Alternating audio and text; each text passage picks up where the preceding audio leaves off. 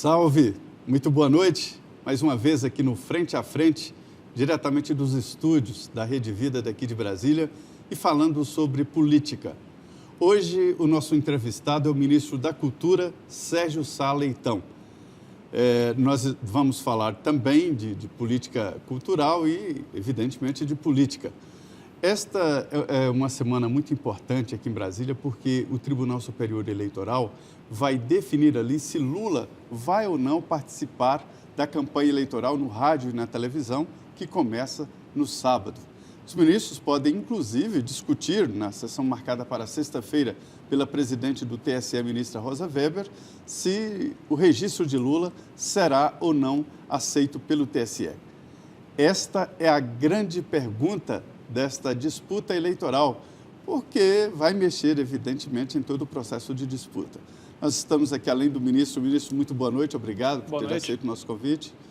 E a Denise Rotenburg, né, Denise? Mais um Frente a Frente, muito obrigado, boa noite. Boa noite, Zé Maria, boa noite, ministro. É um prazer recebê-lo aqui. E eles não querem só discutir a questão da presença de Lula no horário eleitoral, como você bem lembrou, Zé Maria. Eles já querem mesmo discutir se Lula pode ou não ser candidato. Eu estava na posse do ministro João Otávio Noronha, na presidência do Superior Tribunal de Justiça, o STJ, e lá os ministros só comentavam sobre esse assunto. Lula vai ser candidato ou não vai ser candidato? E nos bastidores, o que a gente ouvia é que eles não querem a candidatura de Lula, querem resolver logo essa questão para não deixar prorrogar depois do dia 17, que é o 17 de setembro, que é o último dia para que um candidato possa, aparecer ali na urna eletrônica, né? A foto, ter na urna eletrônica. Então, a última data para troca de candidato é 17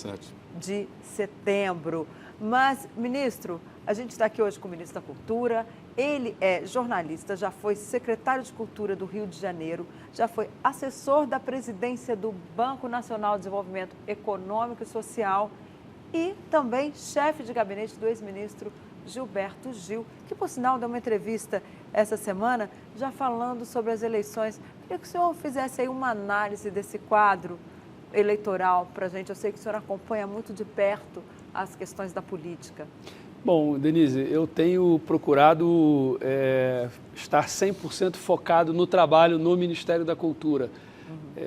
Temos aí ainda 4 meses até o final do governo e vai ser um período de intensas realizações no que diz respeito ao MINC. Nós temos aí muito para entregar e tenho, por conta disso, me mantido um pouco afastado aí do debate eleitoral e político, né? Eu acho que hoje isso talvez pudesse atrapalhar ou prejudicar o trabalho do Ministério, portanto eu decidi me concentrar 100% no Ministério da Cultura. Agora, algo que está chamando a minha atenção, eu tenho obviamente visto aí os debates e as sabatinas, enfim.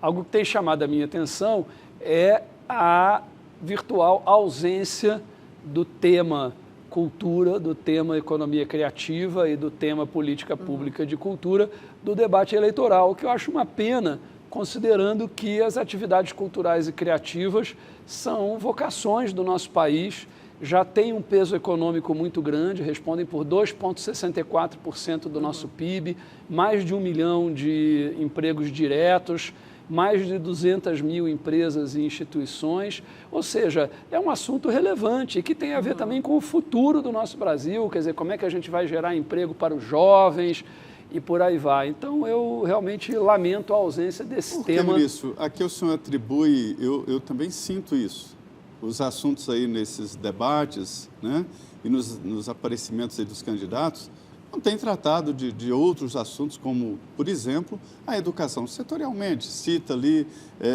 o ensino fundamental, mas por quê? Qual o motivo da ausência desse importante debate? Olha, eu acho que talvez seja um reflexo também do fato de que este assunto não está na agenda da sociedade ainda com a devida importância, o devido peso. Eu acho que aqui no nosso país a gente tem uma dificuldade histórica de encarar a cultura como algo essencial, como algo estratégico e também, sobretudo, como atividade econômica, geradora de renda, geradora de emprego, geradora de desenvolvimento. O que, na verdade, é uma pena, porque se há um país em que esse assunto faz sentido e deveria ser tratado dessa maneira, é o Brasil, porque de fato, nós temos aqui um grau de diversidade, de potência na área da cultura que poucos países do mundo conseguem competir com a gente, né? Nós poderíamos estar rentabilizando, monetizando esses ativos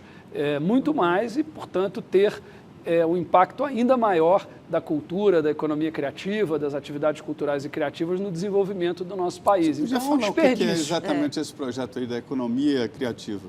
Então, nós adotamos nessa gestão do Ministério da Cultura essa bandeira da economia criativa. Quando a gente fala de economia criativa, basicamente a gente está falando das atividades econômicas relacionadas à cultura e à criatividade. Audiovisual, mercado editorial, artes cênicas, artes visuais, design, moda, arquitetura e por aí vai. São atividades que já têm, como eu disse, um peso econômico muito grande, empregam muita gente, geram renda, geram emprego e apresentam um potencial de crescimento gigantesco. Para vocês terem uma ideia, no período 2012-2016, esse setor, no seu conjunto, apresentou uma taxa de crescimento média anual de 9,1%, muito acima da taxa média de crescimento da economia brasileira. Ou seja, então pode ser uma saída aí, porque a gente vê que nos Estados Unidos, por exemplo, a cultura é tratada como business, né? Isso, especialmente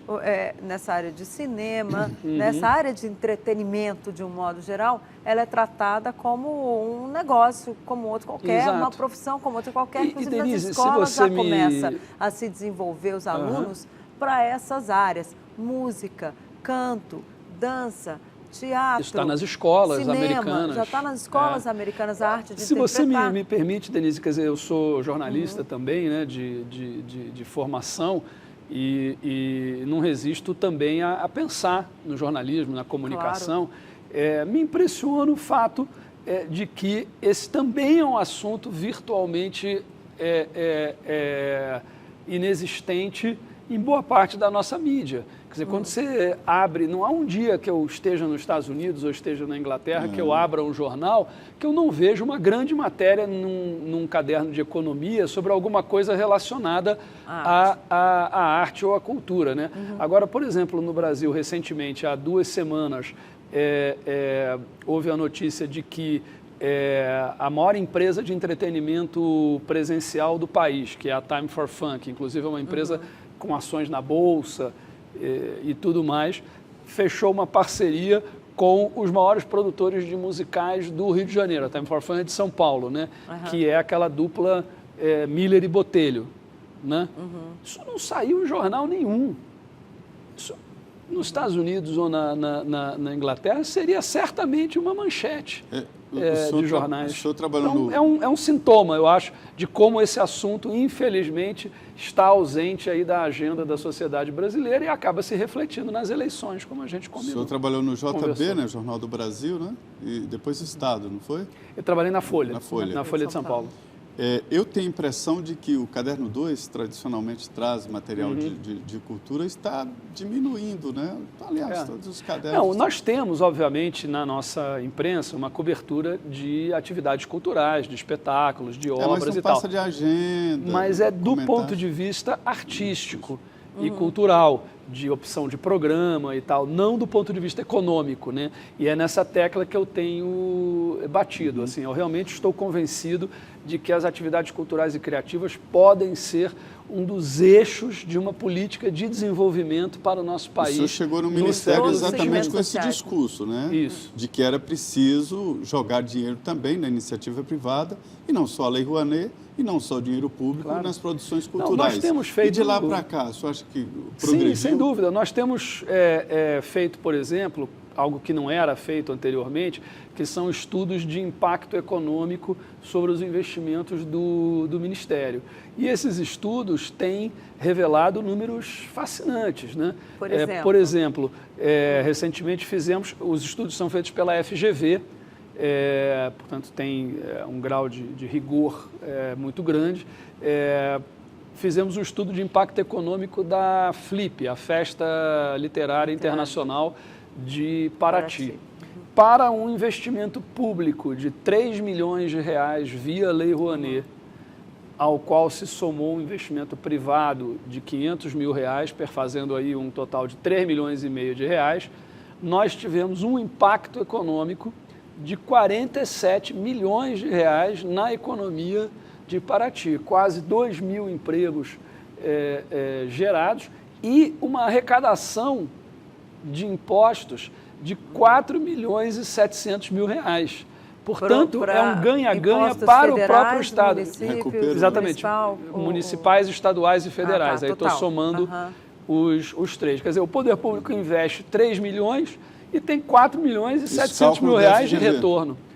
Cálculos da FGV desse estudo sobre o impacto econômico. O que falta levar, então, esse tipo de raciocínio para todas as atividades?